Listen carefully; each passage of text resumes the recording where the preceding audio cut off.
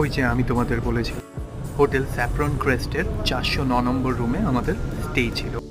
Next 2 দিন আমরা এই রুমেই থাকবো। দাঁড়াও, তোমাদের একটু রুমের নাজারাটা একটু দেখ। এখানে একটা আলমারি উইথ লকার, তারপর ব্যাগপত্র রাখার একটা স্ট্যান্ড, চা কফি গরম জলের সেকশন, বাট কিচ্ছু নেই, সব খেয়ে নিয়েছি। তারপর একটা টিভি, একটা সুন্দর বেড, কিন্তু প্রচণ্ড, কারণ আমরা সবে মাত্র ঘুম থেকে রেডি হয়। তারপর একটা টেবিল চেয়ার আর একটা সুন্দর জানলা।